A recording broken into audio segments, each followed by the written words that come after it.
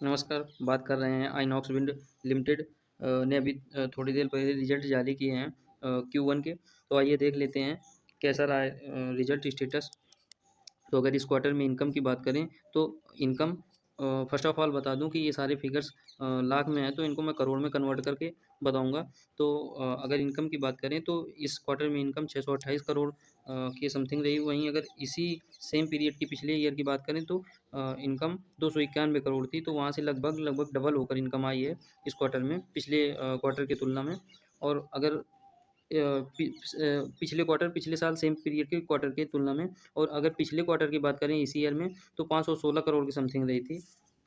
तो दोनों तरह के कंपैरिजन से इस जो क्वार्टर का इनकम हुआ है वो बढ़कर आया है, और पिछले साल के इसी पीरियड के क्वार्टर से डबल होकर आया। वहीं अगर पिछले 4 क्वार्टर की बात करें तो जो इनकम आई थी वो 1640 करोड़ थी। अगर टोटल एक्सपेंस की बात करें तो इनका एक्सपेंस इस क्वार्टर में 558 करोड़ रहा।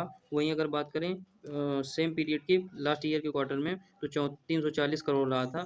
और वहीं पिछले क्वार्टर की बात करें तो 454 करोड़ के समथिंग एक्सपेंस रहा था। तो इनकम इनकम इनकी बढ़कर आई है, और एक्सपेंस भी बढ़कर आया है इनकम बढ़ने की वजह से। वहीं अगर नेट प्रॉफिट की बात करें तो नेट प्रॉफिट इस क्वार्टर में 70 करोड़ के समथिंग रहा है।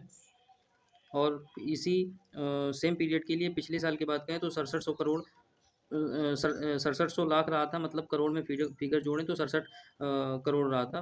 वहीं अगर पिछले इसी साल पिछले क्वार्टर की बात करें तो 102 करोड़ के समथिंग प्रॉफिट रहा था।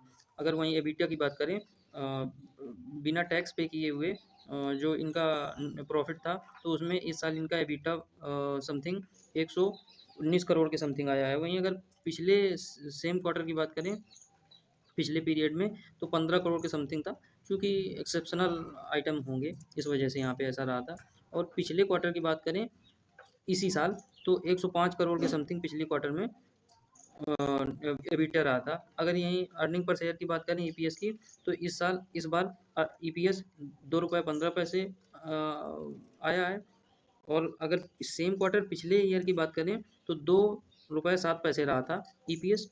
तो मतलब ईपीएस बढ़कर आया है क्योंकि नेट प्रॉफिट बढ़ा है। वहीं अगर बात करें कि पिछले क्वार्टर की तो उसमें 3 रुपये 13 पैसा था, क्योंकि प्रॉफिट ऑब्वियसली ज़्यादा था, तो इसलिए 3 रुपये 13 पैसे के समथिंग ईपीएस था। तो ये रहा आइनॉक्स विंड लिमिटेड की रिजल्ट।